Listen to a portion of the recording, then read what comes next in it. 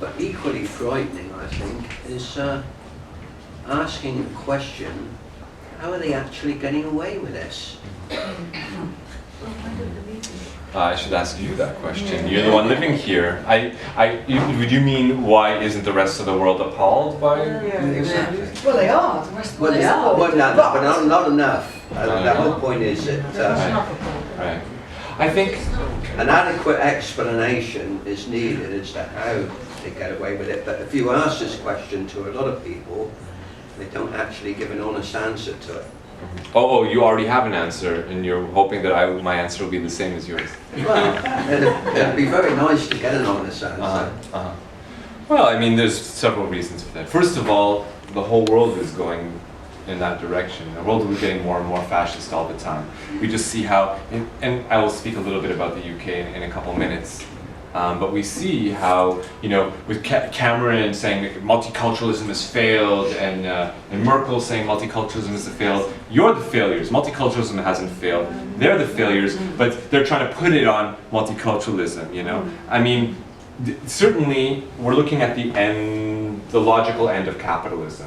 Every continent's been exploited, every resource extracted. There's nowhere left to squeeze out any more, profit, and so the pie isn't expanding anymore, and so everyone is now fighting for the slice of the pie that isn't expanding. And so since there's that sense of scarcity, every country is becoming more right-wing, less willing to be so-called magnanimous with its resources and give up its privilege on the scale of white supremacy, global white supremacy. So it's not that we're living in a world, sadly. Yes, we can be buoyed by the election of Jeremy Corbyn or maybe Bernie Sanders in the U.S. Not that any of them have achieved, the head of state job, but we can be buoyed by that. But around the world, we see that the countries are, sliding to the right. And since that's the case, we can hardly expect other countries to go no to Israel when they themselves are doing the same thing. Israel is selling its weaponry that it tests on Palestinian people. It's selling that weaponry to all kinds of countries. Yes, many third world despots, many countries that violate human rights all over the world, in the developing world, but also, industrialized nations. And you see this in the film The Lab. I highly recommend you watch this documentary film made by an Israeli brother called The Lab. Yotam. Yeah, Yotam Feldman. Yotam Feldman. I'm sorry, I blanked on his name for a minute. I'm actually a buddy of his, but I forgot for a moment. Yotam Feldman. He made this film called The Lab, and this film documents. Sorry? LAB. Yeah, LAB, as in the laboratory.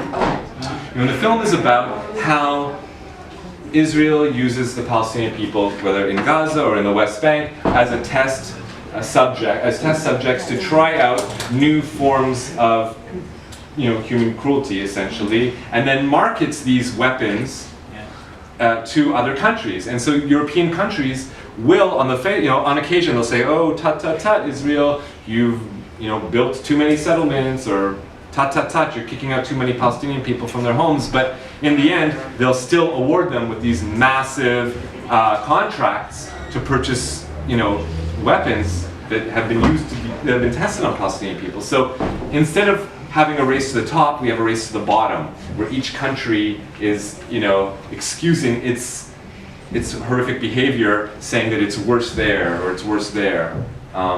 So I don't think that the other countries have so much to be proud of, that they can stand as some kind of moral, a shining light of morality, that they can thumb the nose at Israel. But yes, I'm personally especially sickened by it because I live there. Well, this is Jeff Holper's answer, of course. He says it's because they're exporting their weapons around. Oh, what I said. It's tried. Yes, it's what you just said, but I think there's more in it than that. Okay. Well, I urge you to give a lecture in which you explain what you think is the reason why, at your convenience. No, because if I did, I'd be anti-Semitic. Well, maybe you are then, I don't know.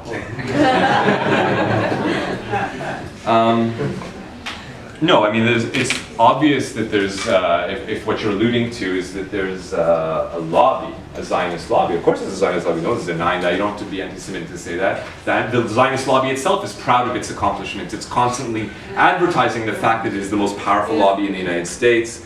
You know, or it and the NRA are the most powerful lobbies in the United States. I just don't think that it's that all Zionists are Jews or all Jews are Zionists. You know, there's plenty. So I don't think that that's anti-Semitic to call out the Zionist lobby, and certainly that's a huge part of the reason why, because the amount of funding that goes to support congressmen's election campaigns, you know, from these lobbies is insane, and just the whole American political system where you know, money is so much a factor in their electoral campaigns that it inevitably it's going to be skewed, and sadly massive amounts of resources are being invested in, yes, purchasing, lobbyists purchasing the time and the energy of members of Congress, and also bringing people from all sectors of society to Israel on free trips, so that they can have, like, I don't know, some kind of,